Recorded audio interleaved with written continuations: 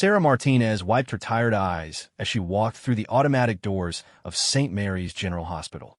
The early morning fog still clung to the city streets, and the fluorescent lights inside the hospital seemed especially harsh after the gentle gray dawn outside. She clutched her worn canvas bag tighter as she made her way to the nurse's station on the third floor. "You're late again," snapped nurse manager Patricia Wells without looking up from her clipboard. Her voice carried across the busy hallway, causing several other nurses to glance over with a mixture of sympathy and embarrassment for Sarah. Sarah checked her watch. She was exactly 3 minutes late. 3 minutes that happened because the bus had been delayed due to construction, and she couldn't afford to take a taxi like some of her colleagues. "I'm sorry, Mrs. Wells. The bus was—" "I don't want to hear excuses." Patricia cut her off, finally, looking up with cold blue eyes that seemed to look right through Sarah. "This is a hospital, not a coffee shop. People's lives depend on us being here on time." The other nurses busied themselves with their charts and medication carts, pretending not to hear the public scolding. Sarah felt her cheeks burn with embarrassment, but she nodded quietly. "It won't happen again. See that it doesn't. You're assigned to room 312 through 320 today. Mrs. Chin called in sick, so you'll be covering her patients too." Patricia thrust a thick stack of charts into Sarah's hands. "And don't forget, the hospital board is doing their quarterly inspection today. Try to look professional." Sarah looked down at her uniform. It was clean and pressed, though she could see a small faded stain near the pocket where she'd accidentally splashed coffee last month. She couldn't afford a new uniform right now, not with her mother's medical bills piling up and her younger brother's college tuition due next month. As Patricia walked away, her heels clicking authoritatively on the linoleum floor, Sarah felt the familiar weight of invisibility settle over her shoulders. She'd been working at St. Mary's for 3 years now, and despite her perfect patient care record and the countless overtime shifts she'd volunteered for, she still felt like an outsider looking in. "Don't let her get to you," whispered Maria Santos, a fellow nurse who was organizing medications at the station. Maria was one of the few people who ever spoke to Sarah with genuine kindness. "She's been extra cranky this week because of the inspection." Sarah managed a small smile. "Thanks, Maria. I better get started on rounds." "Hey, Sarah," Maria called softly as Sarah began to walk away. "My cousin owns a uniform shop downtown. She gives nurses a discount. I could get your number if you want." The offer was made with such gentle kindness that Sarah almost started crying right there in the hallway. "Thank you," she whispered. "That's really sweet of you." As Sarah made her way to room 312, she passed by the main nurse's station where several of her colleagues were gathered around a computer screen, laughing at something someone was showing them on social media. They were planning a group outing to a new restaurant that had opened downtown. "Sarah, you should come with us Friday night," called out Jennifer Park, though her tone suggested it was more of a polite afterthought than a genuine invitation. "Thanks, but I can't," Sarah replied, not slowing her pace. She didn't mention that she spent most Friday nights at her second job cleaning office buildings, or that even if she were free, she couldn't afford to eat at the kind of places her colleagues frequented. Room 312 held Mr. Thompson, an elderly man recovering from hip surgery. His family rarely visited, and Sarah had noticed over the past few days that he seemed lonely and discouraged. She knocked gently on the door frame before entering. "Good morning, Mr. Thompson. How are you feeling today?" The old man's face lit up when he saw her. "Much better now that you're here, dear. You're the only one who remembers that I like my coffee with 2 sugars, not the artificial sweetener they keep trying to give me." Sarah smiled, genuinely for the first time that morning. "Of course I remember.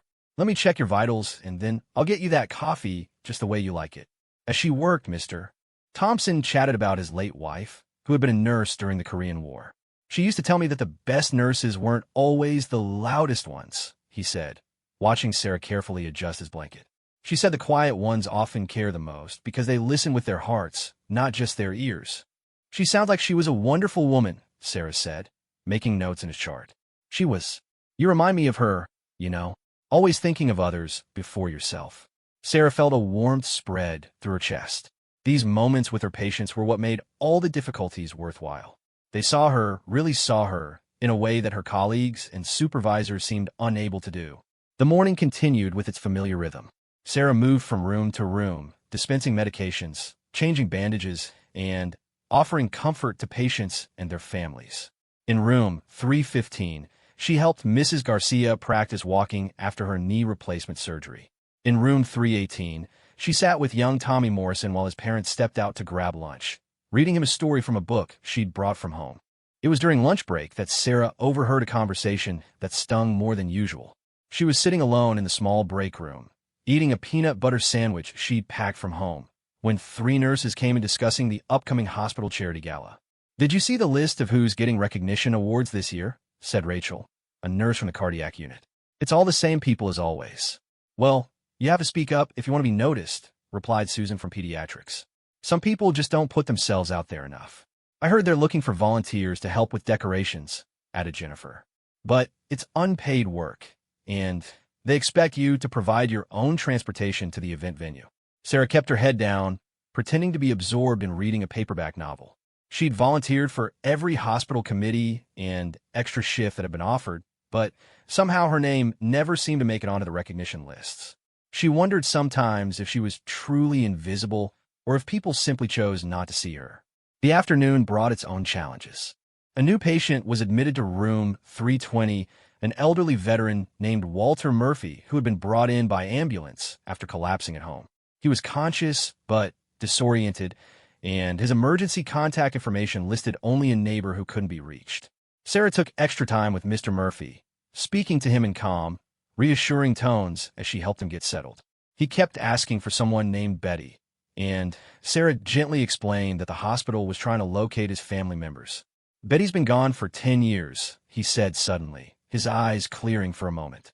"I keep forgetting. It's this damn medicine they've got me on." "It's okay, Mr. Murphy.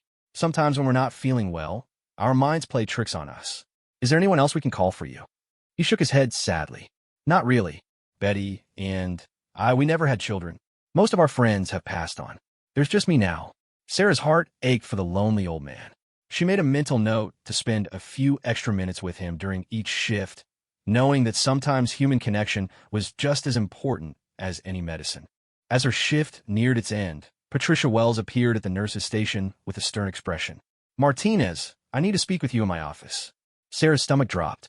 She followed Patricia down the hallway, her mind racing through everything she might have done wrong.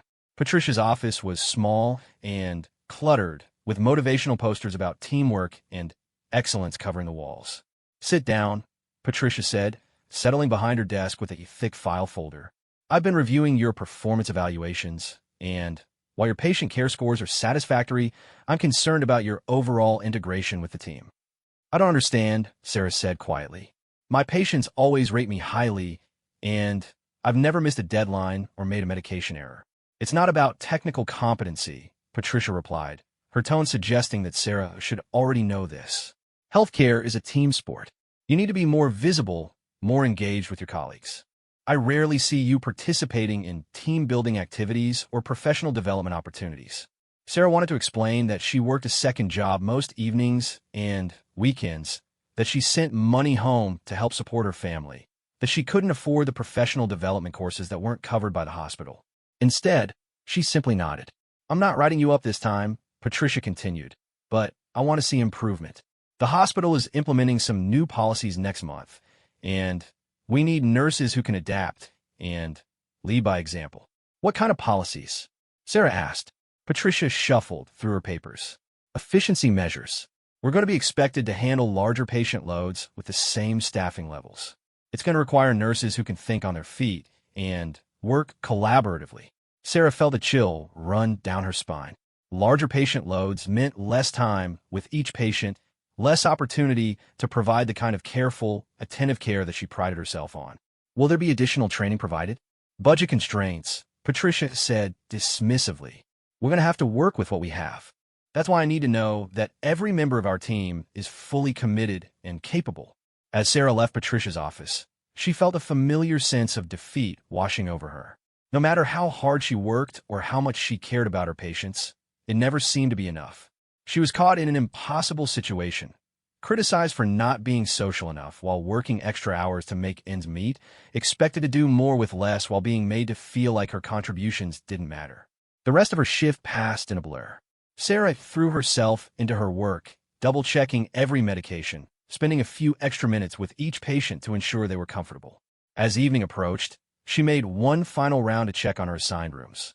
Mr. Murphy was awake and seemed more alert than he had earlier. "Nurse," he called as she entered his room. "Could you sit with me for just a minute? I wanted to thank you for being so kind today." Sarah pulled a chair close to his bed. "You don't need to thank me, Mr. Murphy. It's my job." "No, it's more than that," he said, his eyes surprisingly sharp and focused. "I've been in a lot of hospitals over the years, and I can tell the difference between someone who's just doing their job and someone who truly cares. You're one of the good ones." "What made you say that?" Sarah asked, curious about his sudden clarity. Mr. Murphy smiled, and for a moment she could see the young man he once was. "I served in the Navy for 30 years. You learn to read people quickly in the military. You have to, because your life might depend on it. There are people who make a lot of noise and want everyone to know how important they are, and then they're the quiet ones who just get things done right." He paused, looking out the window where the sun was beginning to set. "My ship's corpsman was like you. Never said much, never bragged about what he did, but when things got rough, he was the one we all wanted taking care of us. He saved more lives than all the officers combined, but he never got the recognition he deserved." "What happened to him?" Sarah asked softly. "He kept serving, kept taking care of people, right up until the day he retired. And you know what? Every sailor who served with him remembered his name and what he did for them, long after they'd forgotten the names of the admirals and the politicians." Sarah felt tears prick at her eyes. "That's a beautiful story, Mr. Murphy. The point is," he said, reaching over to pat her hand gently, "recognition doesn't always come from the people in charge. Sometimes the most important recognition comes from the people whose lives you've touched.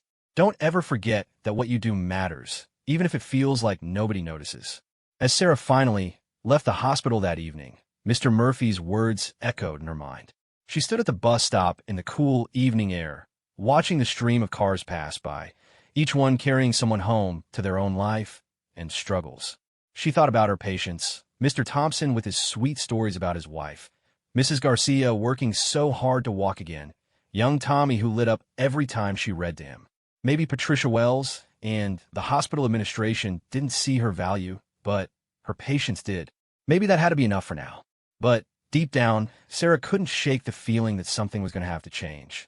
She couldn't keep working twice as hard for half the recognition indefinitely. As she climbed onto the bus and settled into a seat by the window, she found herself wondering what it would be like to work somewhere where her efforts were truly appreciated. She had no way of knowing that in just a few weeks, a chance encounter would change everything about how the world saw quiet, dedicated Sarah Martinez. For now, she simply sat back and watched the city lights blur past the window, unaware that her life was about to take a turn that would surprise everyone who had ever overlooked her. The following Monday morning arrived with an unusual buzz of activity at St. Mary's General Hospital. Sarah noticed at the moment she stepped off the elevator onto the third floor. Nurses and orderlies were clustered in small groups, whispering excitedly among themselves, and there seemed to be more administrative staff than usual hurrying through the corridors with clipboards and concerned expressions. "What's going on?" Sarah asked Maria, who was standing near the nurse's station, looking unusually animated. "Haven't you heard? We're getting a VIP patient today. Someone really important is being transferred here from the Naval Base Hospital," Maria replied, her eyes bright with curiosity. "Patricia's been running around all morning making sure everything is perfect." Sarah felt her stomach tighten. VIP patients usually meant extra scrutiny, additional protocols, and heightened stress for everyone involved. It also typically meant that the newer, less experienced nurses would be kept away from the important patient's care, relegated to handling the regular patients while the senior staff took over the high-profile case. "Do we know who it is?" Sarah asked, though she wasn't sure she wanted to know. "Some kind of retired Navy officer. That's all anyone's been able to find out.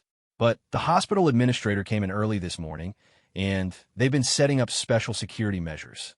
It must be someone pretty significant." Patricia Wells appeared at the nurse's station, looking more frazzled than Sarah had ever seen her. Her usually perfect hair was slightly disheveled, and she kept checking and rechecking lists on her clipboard. "All right, everyone listen up," Patricia announced, raising her voice to get the attention of all the nurses in the immediate area. "We have a very important patient being admitted to the VIP suite this afternoon. I want everything running like clockwork today. No mistakes, no delays, and absolutely no personal conversation within hearing distance of room 401. She looked directly at Sarah as she continued. "Martinez, you'll be covering the regular floor today. Rooms 310 through 325. I don't want you anywhere near the fourth floor while our special guest is here. Sarah nodded, feeling the familiar sting of being excluded, though she tried to tell herself it was probably for the best. VIP patients often came with entourages of family members, medical specialists, and sometimes even media attention. She preferred the quiet, personal connections she made with her regular patients anyway. As the morning progressed, Sarah threw herself into her work with renewed focus. Mr. Murphy was scheduled for discharge today, and she wanted to make sure his transition home went smoothly.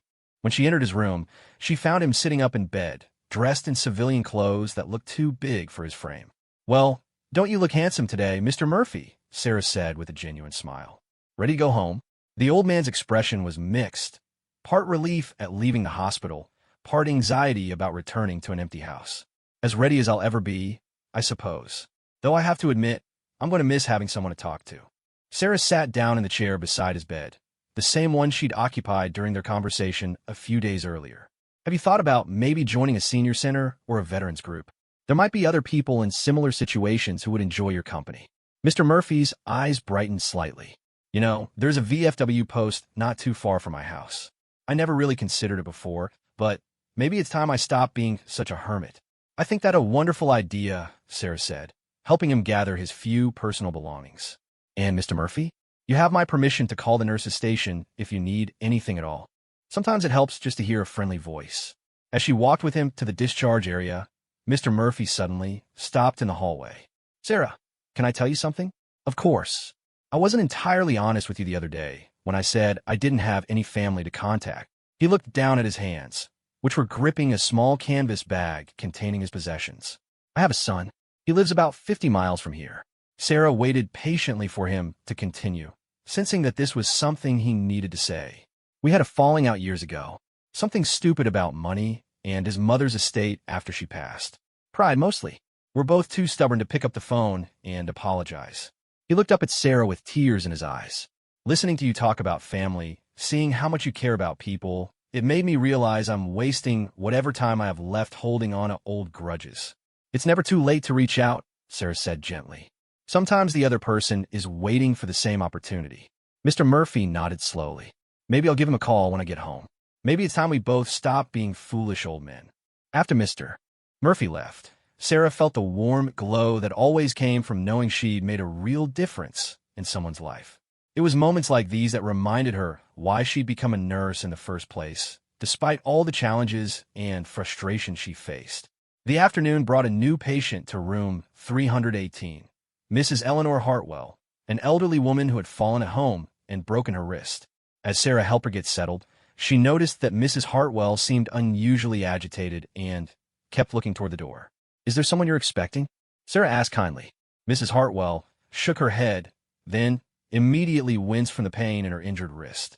"No, dear, it's just, I heard there's some kind of commotion on the fourth floor.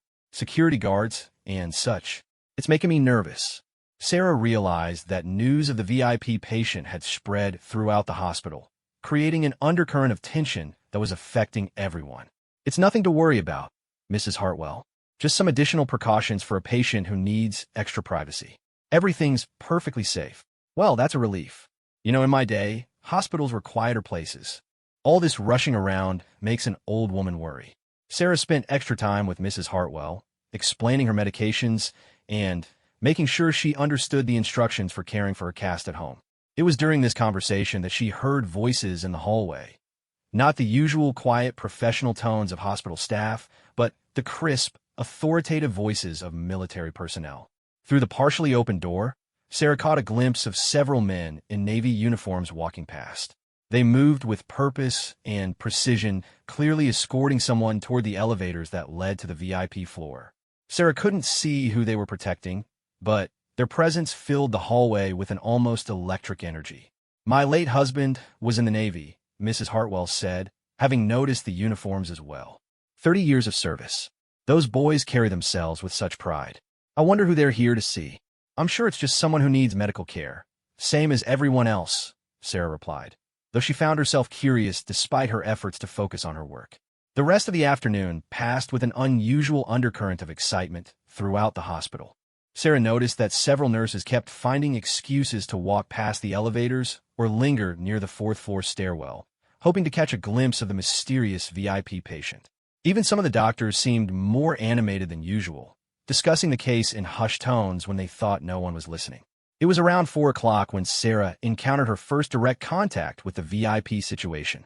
She was returning from the supply closet when she nearly collided with a tall Navy officer who was stepping out of the elevator. He was middle-aged, with graying hair and kind eyes, wearing a uniform with several medals and ribbons that suggested a distinguished career.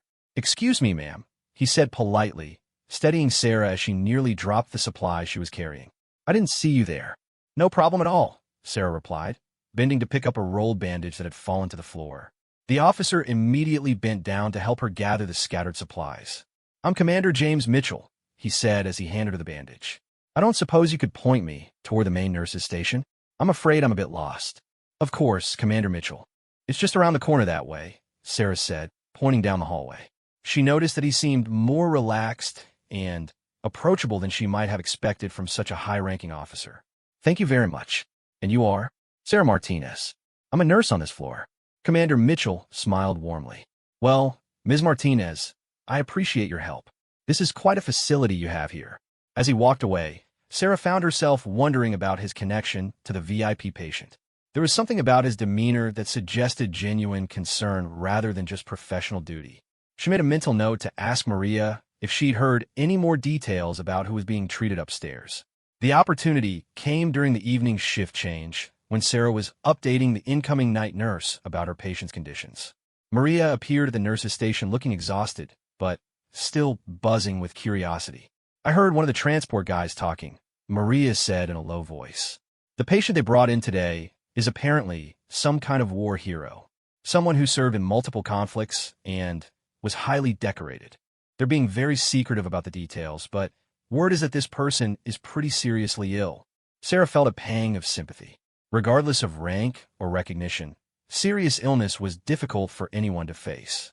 "I hope they get the care they need," she said simply. "Patricia's been up there all afternoon," Maria continued. "I heard she's personally overseeing the nursing care, making sure everything meets the highest standards." As Sarah prepared to leave for the day, she made her final rounds to check on her patients. Mrs. Hartwell was resting comfortably, her pain medication having finally kicked in. In room 320, she looked in on Mr. Johnson, a new admission who had come in earlier that day with chest pains. "How are you feeling, Mr. Johnson?" she asked, checking his monitor readings. "Better, I think. The pain has settled down quite a bit. Thank you for taking such good care of me today. That's what I'm here for. Try to get some rest tonight, and we'll see how you're doing in the morning." As Sarah walked toward the elevator at the end of her shift, she passed by Commander Mitchell again. He was standing near a window overlooking the hospital parking lot, talking quietly on his cell phone. She couldn't help but notice the concern etched on his face as he spoke. "Yes, sir, I understand." "No, the doctors say it's too early to know for certain. I'll keep you informed of any changes." Sarah didn't mean to eavesdrop, but something in his tone made her pause. This wasn't just professional obligation.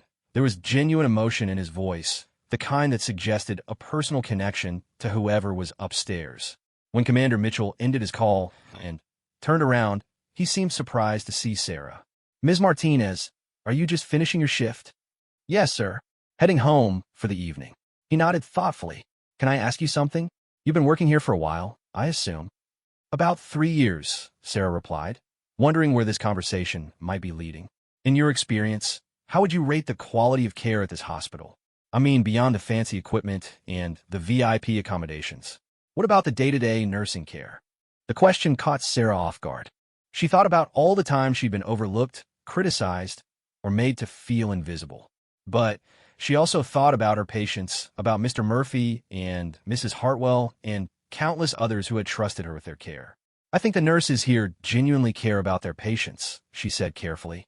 "We may not always have the newest equipment or the biggest budget, but most of the staff truly wants to help people heal." Commander Mitchell studied her face as she spoke. "That's good to hear. Sometimes in situations like this, with all the protocols and security measures, the personal touch can get lost." Is the patient someone close to you?" Sarah asked gently. For a moment, Commander Mitchell's professional composure slipped, and Sarah could see the worry and affection in his eyes. My father, he said quietly. Admiral Robert Mitchell, retired. He's been sick for a while, but he's gotten worse recently. This is probably his last hospital stay. Sarah felt her heart clench with empathy. She'd seen so many families struggling with the impending loss of a loved one, and it never got easier to witness. I'm very sorry to hear that, Commander Mitchell. That must be incredibly difficult for you and your family. He's a proud man. Served his country for 40 years, earned the respect of everyone who knew him. But right now, he's just a sick old man who's scared and tired and trying to hold on to his dignity. Commander Mitchell paused, looking out the window again. I just want to make sure he gets the kind of care he deserves. Without thinking, Sarah reached out and touched his arm gently. He will.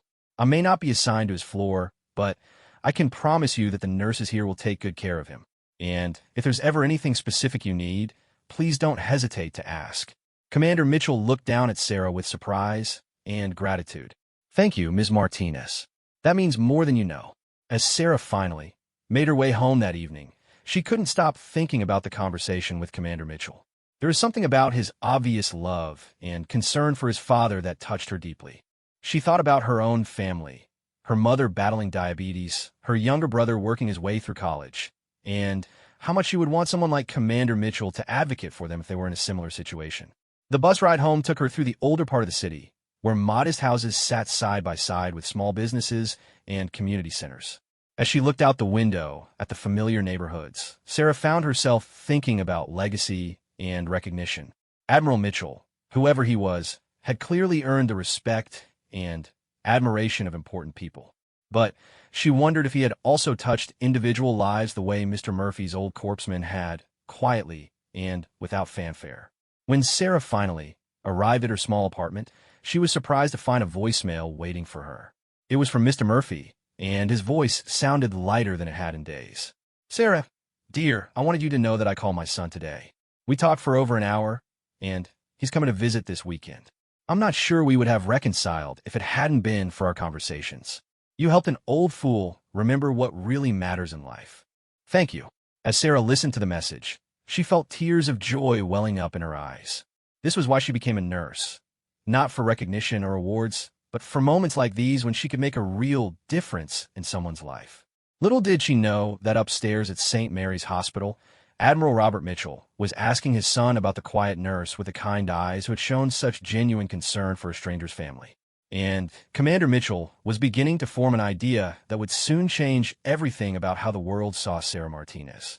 3 days had passed since Admiral Mitchell's arrival at St. Mary's Hospital, and the initial excitement had settled into a routine of heightened security and whispered conversations. Sarah had continued her work on the third floor, caring for her regular patients while occasionally catching glimpses of Navy personnel moving through the hallways with quiet efficiency. On Thursday morning, Sarah arrived to find the hospital buzzing with a different kind of energy. Maria met her at the nurse's station with an expression that mixed excitement with concern. Sarah, you're not going to believe what happened yesterday evening, Maria said, glancing around to make sure Patricia Wells wasn't within earshot. There was some kind of medical emergency with a VIP patient. They called in Dr. Peterson from cardiac surgery, and apparently it was touch and go for several hours.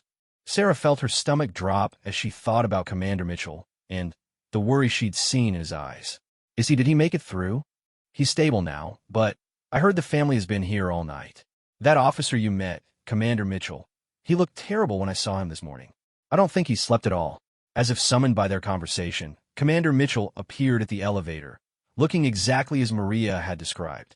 His uniform was wrinkled, his hair disheveled, and his eyes were red with exhaustion and worry.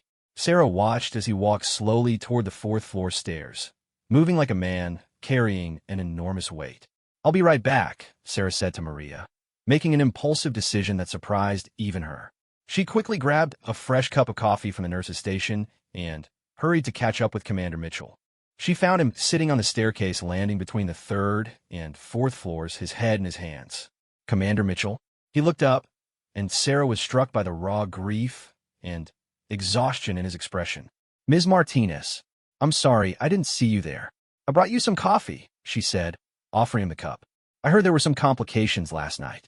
How is your father doing? Commander Mitchell accepted the coffee gratefully, wrapping his hands around the warm cup as if it could provide comfort beyond the caffeine. He had another hard episode around midnight.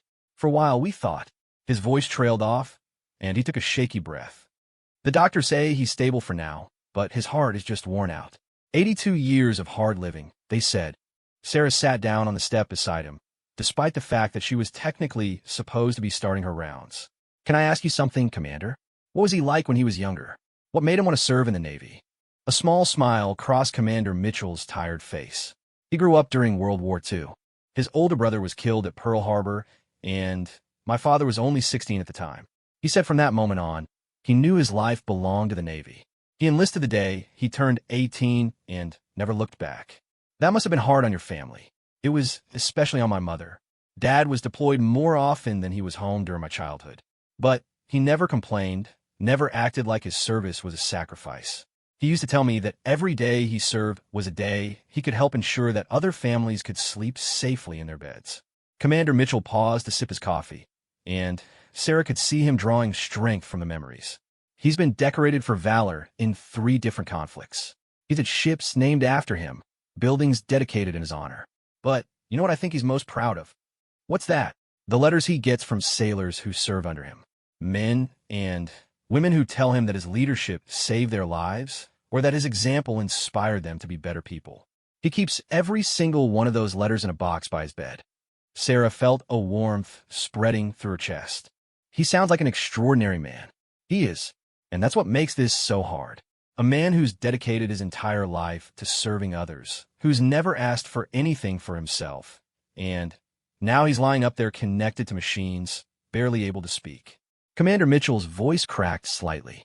I just want to make sure he knows how much he's meant to all of us. Without really thinking about it, Sarah reached over and placed her hand gently on Commander Mitchell's arm. He knows. Trust me, he knows. I've worked with a lot of families facing difficult situations, and I can see in your eyes how much you love him. That kind of love doesn't go unnoticed.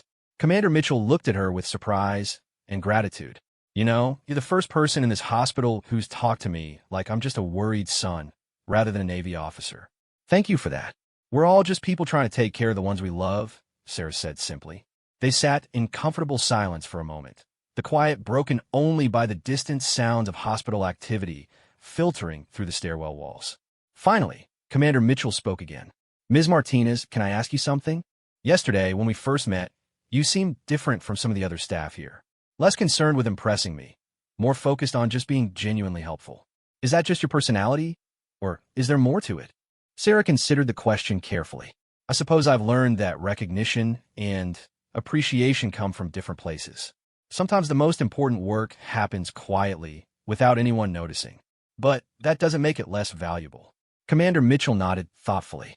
My father used to say something similar. He'd tell me that the best sailors were often the ones who did their jobs well, without needing everyone to know about it. He sounds wise. He is. Which is why I'm going to ask you something that might seem unusual. Commander Mitchell turned to face Sarah more directly. My father has been asking about the nurses on his floor, wanting to know about their backgrounds and experience. But he's also been asking about the staff throughout the hospital.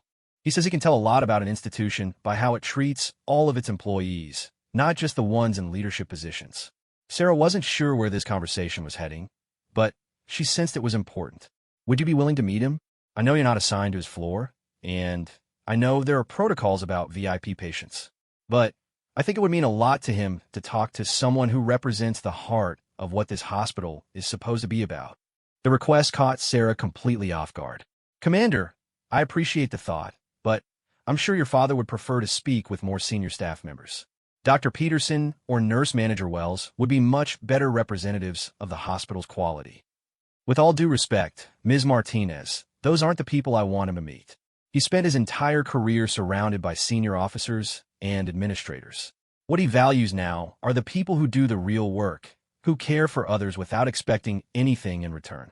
Commander Mitchell stood up, looking more determined than he had since Sarah first met him. Would you at least consider it?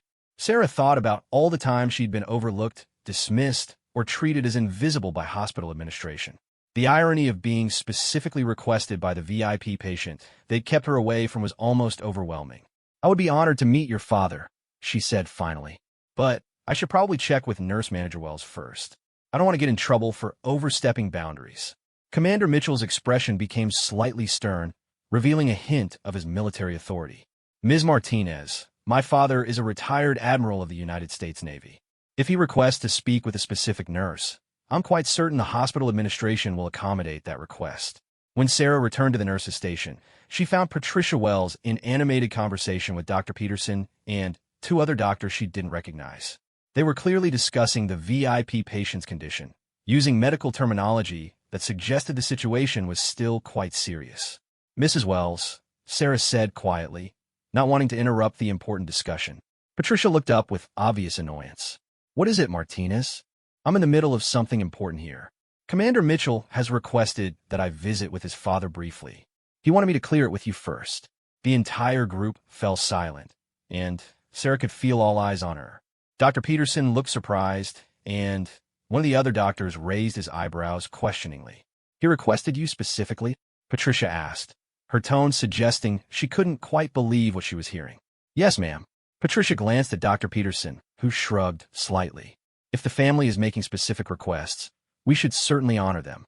Admiral Mitchell's comfort is our top priority right now.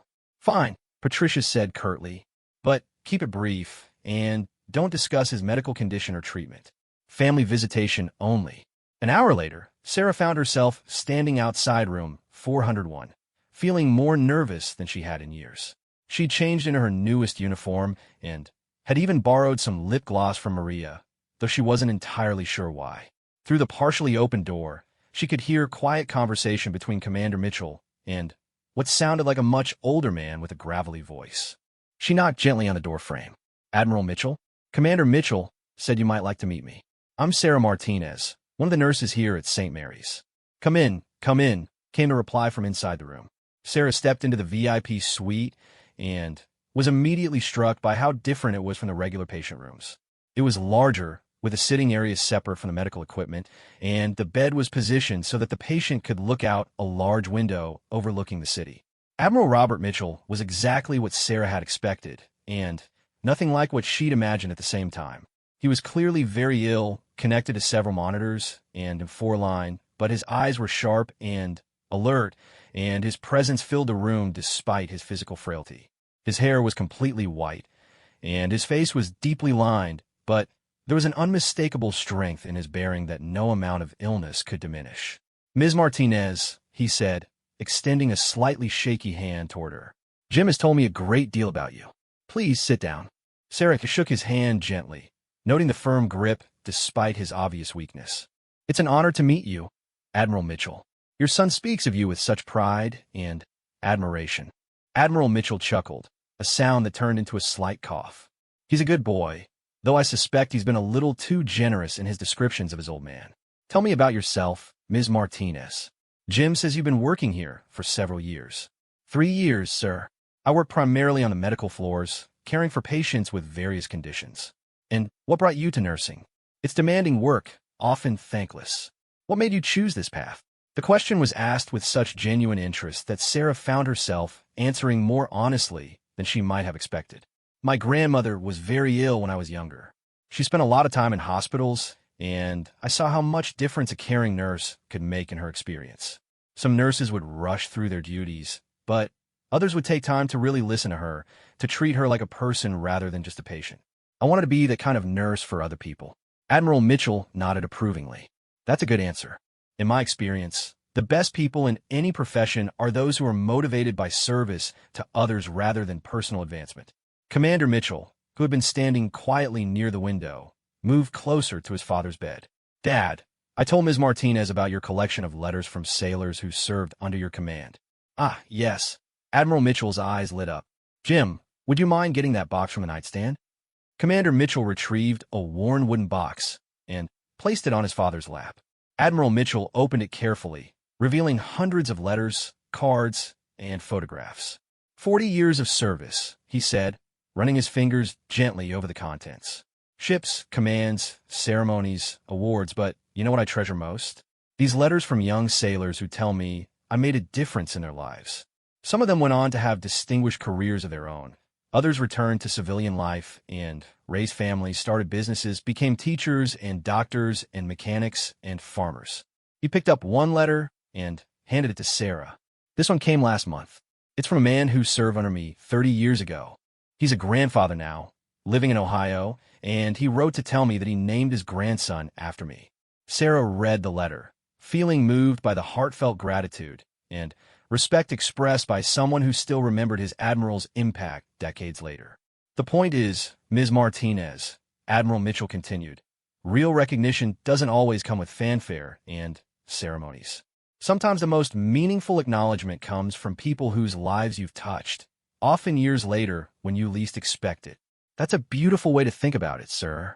Admiral Mitchell studied Sarah's face carefully. Jim tells me you've faced some challenges here at the hospital. People not recognizing the value of your work, not appreciating your contributions. Sarah felt her cheeks flush. She hadn't expected Commander Mitchell to share their personal conversation with his father.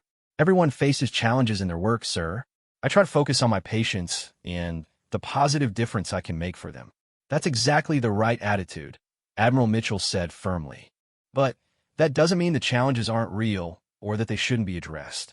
He looked at his son meaningfully. Sometimes it takes an outside perspective to help people see what's been in front of them all along. Commander Mitchell nodded and moved to stand beside Sarah's chair. Ms. Martinez, my father and I have been talking, and we'd like to ask you something. Would you be willing to tell us about some of your patients? Not their medical information, of course, but about the people you've cared for and the impact you've had on their lives. Sarah wasn't sure why they were asking, but something in Admiral Mitchell's expression encouraged her to answer honestly. She told them about Mr. Murphy and how their conversations had inspired him to reconcile with his estranged son.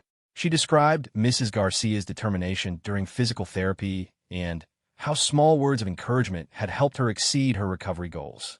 She shared stories about dozens of patients who had touched her life over the past 3 years, people who had taught her as much as she had helped them. As she spoke, Sarah noticed that both Admiral Mitchell and his son were listening with intense attention, occasionally exchanging glances that suggested some kind of unspoken communication. Ms. Martinez, Admiral Mitchell said when she finished.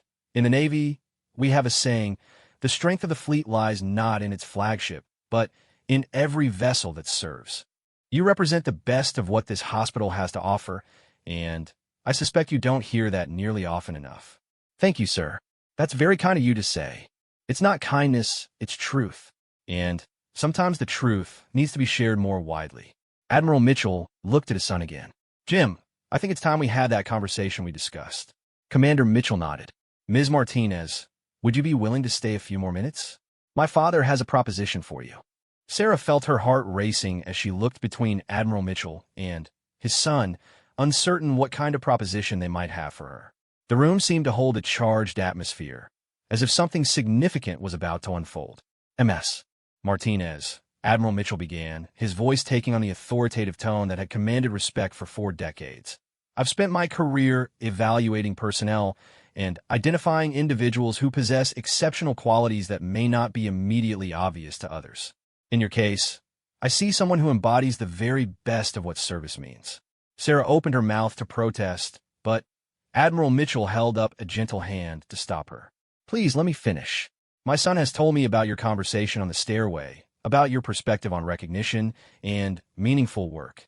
He's also made some inquiries about your background and your performance here at the hospital. What we've learned has convinced us that you represent something rare and valuable that deserves to be recognized. Commander Mitchell moved to stand beside his father's bed, his expression serious but kind. Ms. Martinez, my father has connections throughout the military and civilian medical communities. He's also served on the boards of several veterans organizations and healthcare foundations. We'd like to help ensure that your contributions don't continue to go unnoticed. Sarah felt overwhelmed and confused. I don't understand what you're suggesting. I'm just doing my job. That's exactly the point, Admiral Mitchell said with a slight smile. You see your work as just doing your job, but what you're actually doing goes far beyond the minimum requirements of your position. You're providing compassionate, personalized care that makes a real difference in people's lives. That kind of dedication should be recognized and supported. Commander Mitchell pulled a chair closer to Sarah and sat down. What we're proposing is this. My father would like to nominate you for several nursing excellence awards that recognize outstanding patient care and dedication. These aren't small hospital awards. These are national recognitions that come with significant scholarship opportunities and career advancement possibilities. Sarah stared at them both, feeling as if she were living in a dream. But I've only known you for a few days. You don't really know anything about my work. Actually, we know quite a lot, Admiral Mitchell said, reaching for a folder that had been sitting on his bedside table. Jim spoke with several people who have observed your work here.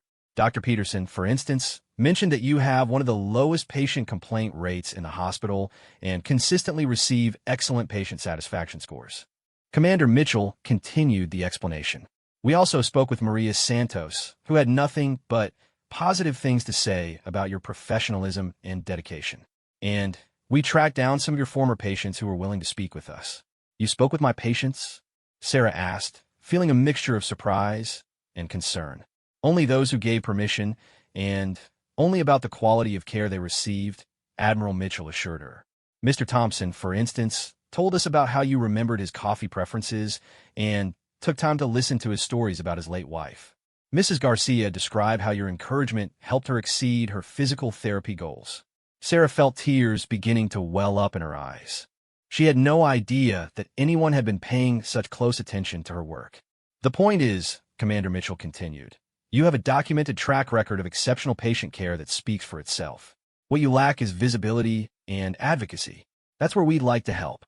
Admiral Mitchell leaned forward slightly, his expression becoming more intense. Ms. Martinez, I've received more awards and recognitions than I can count.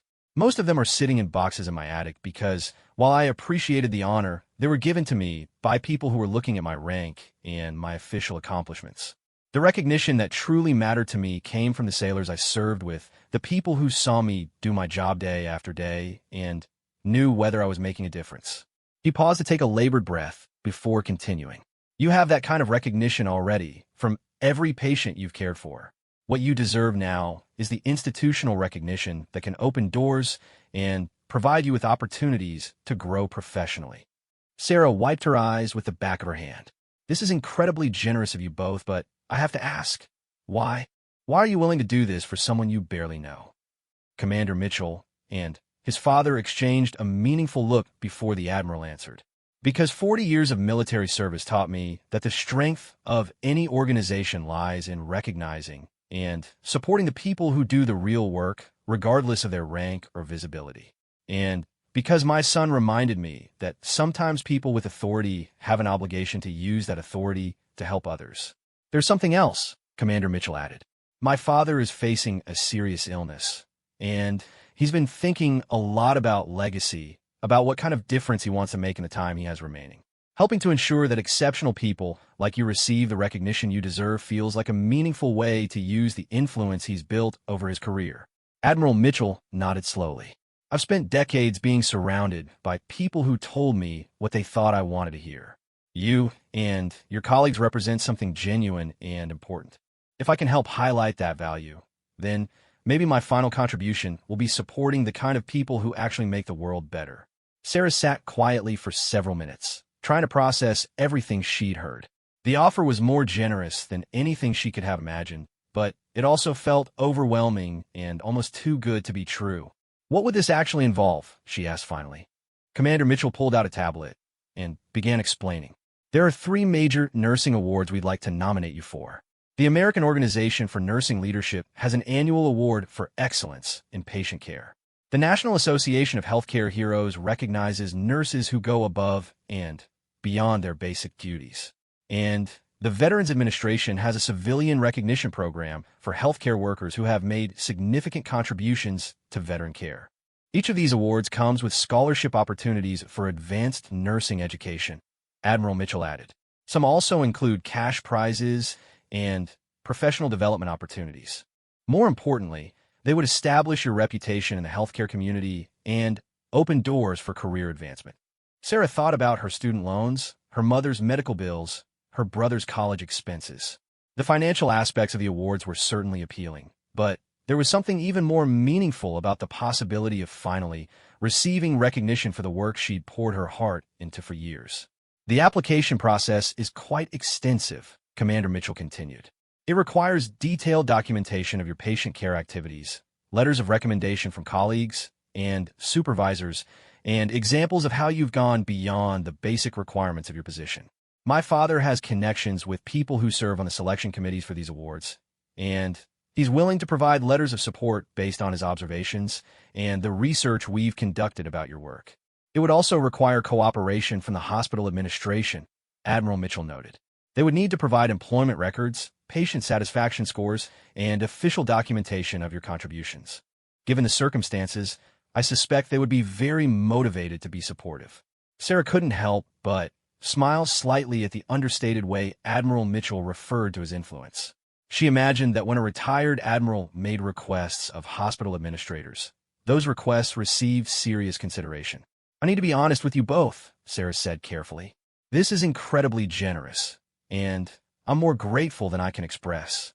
But I have to ask, what do you expect from me in return? This seems like such an enormous favor to do for someone you've just met." Admiral Mitchell's expression grew serious. "Ms. Martinez, let me tell you something about military service. The greatest honor a commanding officer can have is watching the people under his command succeed and advance in their careers. Even though you're not in the military, you represent the same qualities we look for in our best sailors: dedication, integrity, selflessness, and genuine care for others." He paused, looking out the window at the city beyond. "I'm 82 years old, and I'm facing the fact that my time is limited. I don't need anything from you except the knowledge that someone who deserves recognition is finally going to receive it. If these awards help you advance in your career, if they provide you with opportunities to continue making a difference in people's lives, then that's contribution enough." Commander Mitchell leaned forward. "There's one thing we'd ask, though it's more of a hope than an expectation. If you do receive these awards, if they help advance your career, we'd hope that you might remember this experience and look for opportunities to help other deserving people who might be overlooked. Pay it forward," Admiral Mitchell said simply. "Use whatever influence and opportunities you gain to lift up others who are doing good work without recognition. That's how real leadership works, not by accumulating power for yourself, but by using your position to help others succeed." Sarah felt a warmth spreading through her chest that had nothing to do with the heated room. For the first time in years, she felt seen and valued not just by her patients, but by people who had the power to make a real difference in her life. "I would be honored to accept your help," she said quietly. "And I promise you that if these opportunities lead to advancement in my career, I will absolutely look for ways to help other people who deserve recognition." Admiral Mitchell smiled with obvious satisfaction. "Excellent. Jim will coordinate with you on the application materials and timeline. The deadline for the largest awards is in about 6 weeks, so we'll need to move quickly." Commander Mitchell stood up and shook Sarah's hand firmly. "Ms. Martinez, thank you for accepting our offer. I think you're going to be amazed by how many people are willing to support someone who's been doing excellent work consistently." As Sarah prepared to leave the room, Admiral Mitchell called to her one more time. "Ms. Martinez, there's something else I want you to remember. You mentioned that you've sometimes felt invisible here, like your contributions haven't been valued. I want you to know that's about to change dramatically." "What do you mean?" Sarah asked. The Admiral's eyes twinkled with something that looked almost mischievous. "Word has a way of traveling quickly in institutions like this. By tomorrow morning, I suspect that everyone in this hospital will know that you've been personally recognized by a retired admiral for the quality of your work. That kind of endorsement tends to change how people view someone's contributions." Commander Mitchell nodded with a slight smile. "My father rarely gives his personal endorsement to civilians. When he does, people tend to take notice." As Sarah walked back to the elevator, her head was spinning with everything that had just happened. In the space of an hour, her entire professional life had been transformed from one of quiet anonymity to potential recognition and advancement. More importantly, she had been seen and valued by people whose opinion carried real weight. The elevator doors opened to reveal Patricia Wells waiting inside, looking unusually nervous. "Martinez," Patricia said as Sarah stepped into the elevator. "I need to speak with you immediately." Sarah's heart sank. Had she somehow gotten in trouble for spending too much time with the VIP patient? Had Patricia learned about the award nominations and disapproved? "Of course, Mrs. Wells." Patricia studied Sarah's face carefully as the elevator descended. "I just received a very interesting phone call from Dr. Peterson. Apparently, Admiral Mitchell has been asking specific questions about your employment record and performance evaluations. He's also requested copies of your patient satisfaction scores and any commendations you've received. Sarah wasn't sure how to respond. I hope that's not a problem. Patricia's expression was unlike anything Sarah had ever seen from her, a mixture of confusion, concern, and what almost looked like respect. Martinez, in 15 years of hospital administration, I have never had a VIP patient's family request detailed information about a specific nurse's performance record. What exactly did you say to Admiral Mitchell? We just talked about nursing and patient care in general. He asked about my experience working here. Patricia fell silent for the remainder of the elevator ride, but Sarah could see her mind working furiously. When the doors opened on the third floor, Patricia turned to face her directly. Martinez, I don't know what kind of impression you made on Admiral Mitchell, but it must have been significant. I want you to know that whatever he's planning, you have my full support. As Sarah walked back to the nurse's station to complete her shift, she realized that her life was about to change in ways she couldn't have imagined when she woke up that morning. The quiet nurse who had always been treated like a nobody was about to discover what it felt like to have the full attention and support of people who could make a real difference. 3 weeks had passed since Sarah's life-changing conversation with Admiral Mitchell, and the transformation at St. Mary's Hospital had been nothing short of extraordinary. Word of the Admiral's personal endorsement had spread through the hospital faster than Sarah could have imagined, creating a ripple effect that changed everything about how she was perceived and treated. The first sign of change had come the very next morning, when Dr. Peterson approached Sarah directly to ask her opinion about a patient's care plan. Then, Patricia Wells had assigned her to train a new nurse, acknowledging her expertise in patient relations. By the end of the week, Sarah found herself invited to nursing staff meetings she'd never been included in before. But the most significant change had come in the form of an envelope that arrived at her apartment on a rainy Tuesday afternoon. Inside was a letter from the American Organization for Nursing Leadership, informing her that she had been selected as the recipient of their annual Excellence in Patient Care Award. The letter explained that the award came with a $5,000 scholarship, a trip to the National Nursing Conference in Chicago, and recognition in the organization's national publication. Sarah had read the letter 3 times before calling Commander Mitchell to share the news. His pride and excitement had been evident even over the phone, and he'd immediately arranged for her to speak with Admiral Mitchell, whose health had been declining, but whose spirits soared when he heard about her success. Now, on this bright Friday morning, Sarah was preparing for what felt like the culmination of an incredible journey. The hospital was hosting a special recognition ceremony in honor of her award, and Admiral Mitchell had insisted on attending despite his doctor's concerns about his condition. "Are you nervous?" Maria asked as she helped Sarah adjust the collar of her new uniform, a gift from the hospital administration that Patricia Wells had personally selected. "Terrified," Sarah admitted, looking at herself in the small mirror of the hospital break room. "I keep thinking I'm going to wake up and discover this has all been a dream." "It's not a dream," Maria said firmly. "You deserve every bit of this recognition. We've all seen how much you care about your patients, how hard you work. It's about time someone with influence noticed." The ceremony was being held in the hospital's main conference room, which had been decorated with flowers and Navy ceremonial flag in honor of Admiral Mitchell's attendance. As Sarah entered the room, she was amazed to see how many people had gathered for the event. Dr. Peterson was there, along with several other doctors she'd worked with over the years. The nursing staff from multiple floors had attended, including some nurses Sarah barely knew, but who had apparently been following her story with interest. Hospital administrators she'd never met were present, looking impressed and slightly bewildered by the attention their quiet third-floor nurse was receiving.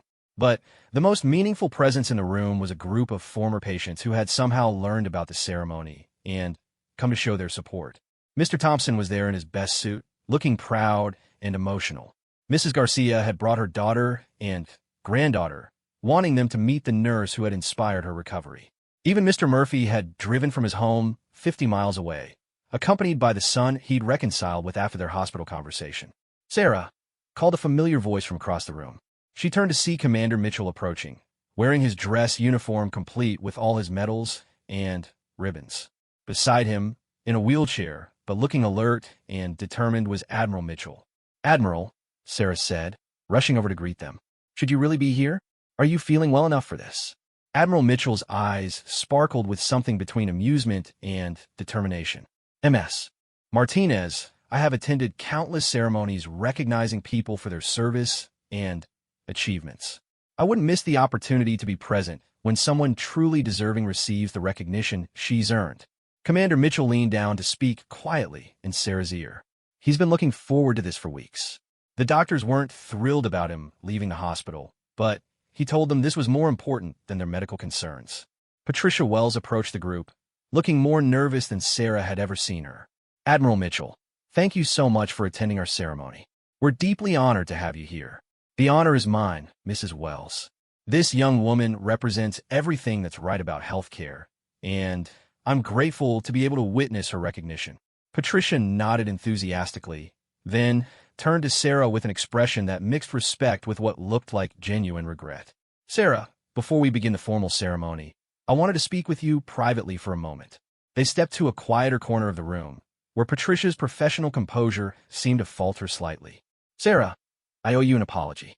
Over the past few weeks, as I've been reviewing your performance records for the award applications, I've realized that I've been terribly unfair to you. Sarah started to protest, but Patricia held up her hand.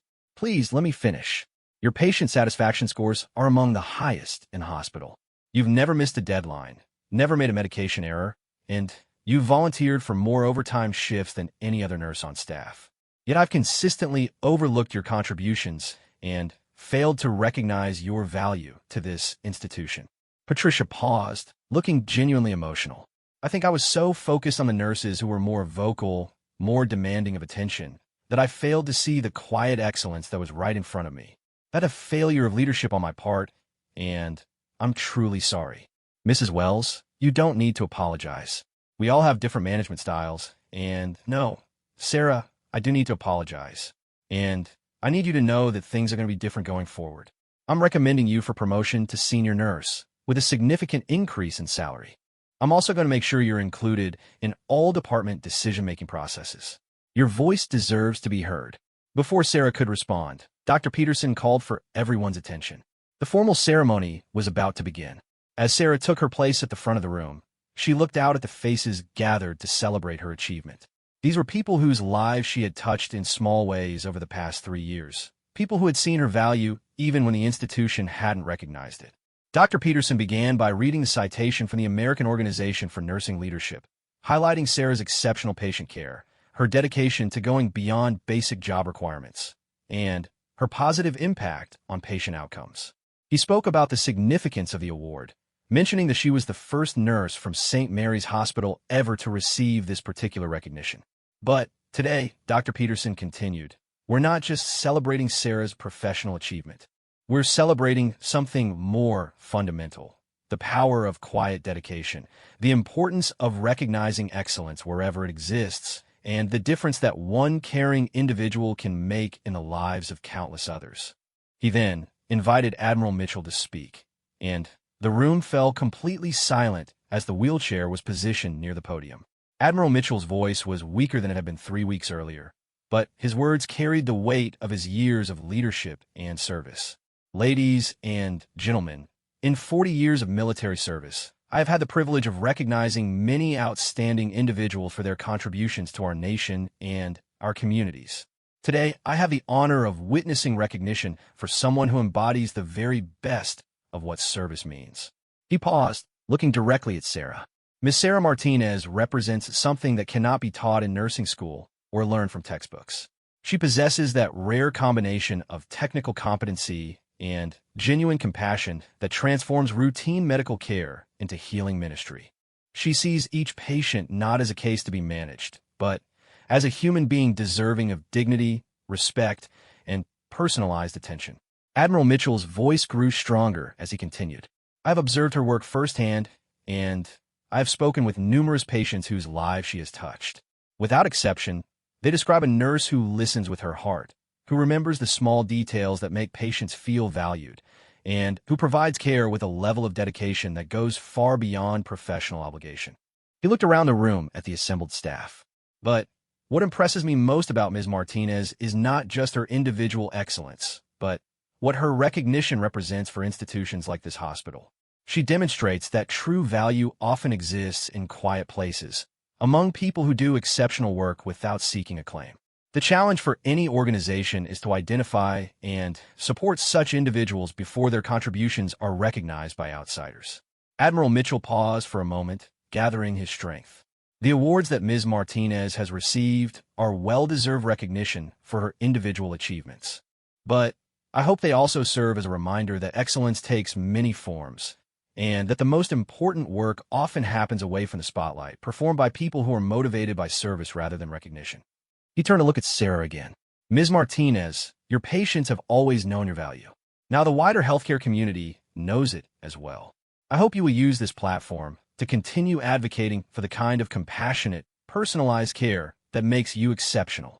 When Admiral Mitchell finished speaking, the room erupted in applause that lasted for several minutes.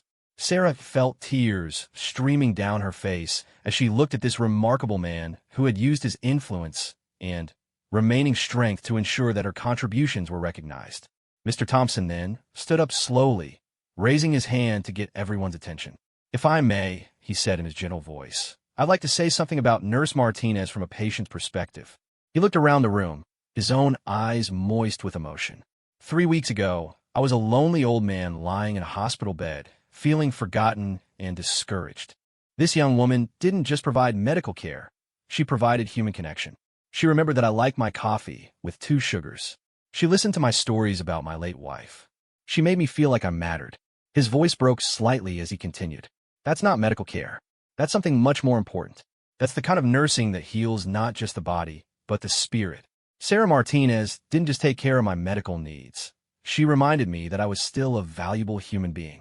Other former patients began sharing their own stories, and Sarah realized that this ceremony had become something much larger than an award presentation. It had become a celebration of the fundamental values that had drawn her to nursing in the first place: compassion, service, and the belief that every person deserves to be treated with dignity and care. When the formal ceremony concluded, Sarah found herself surrounded by well-wishers and colleagues who seemed to see her with completely new eyes. But the moment that meant the most came when Admiral Mitchell asked to speak with her privately. "Ms. Martinez," he said as they moved to a quiet corner of the room, "I want you to know that helping to secure your recognition has been one of the most meaningful things I've done in my final years. Watching you receive the acknowledgement you deserve has reminded me of why I dedicated my life to service in the first place.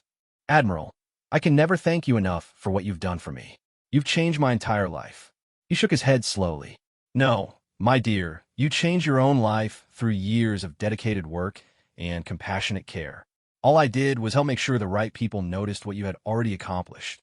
Admiral Mitchell looked around the room at the celebration continuing around them. "Promise me something, Sarah. Promise me that as your career advances, and it will advance significantly now, you'll remember this feeling and look for opportunities to help other deserving people receive recognition." "I promise, Admiral. I absolutely promise." "Good. Because the greatest legacy any of us can leave is not the awards we received, but the people we helped along the way." 6 months later, Sarah received a letter informing her that she had also won the National Association of Healthcare Heroes Award, along with a $10,000 scholarship for advanced nursing education. A year after that, she was promoted to nurse manager of the medical floor, a position that allowed her to implement the kind of patient-centered care practices she had always believed in. True to her promise to Admiral Mitchell, Sarah made it her mission to identify and support other nurses who demonstrated exceptional dedication, but might be overlooked by hospital administration. She instituted monthly recognition programs for staff members, created mentorship opportunities for new nurses, and worked to ensure that patient satisfaction scores reflected the contributions of individual nurses rather than just departmental metrics. Admiral Mitchell passed away peacefully 2 years after the ceremony, surrounded by his family and with full military honors. Commander Mitchell later told Sarah that his father had kept newspaper clippings about her award and subsequent promotions in the same box where he stored letters from sailors he had served with. "He was as proud of your success as he was of anything he accomplished in his own career," Jim had said. Sarah kept Admiral Mitchell's photograph on her desk, along with a plaque that read, "The strength of any organization lies in recognizing and supporting the people who do the real work, regardless of their rank or visibility." It served as a daily reminder of the man who had seen her value when she felt invisible and who had use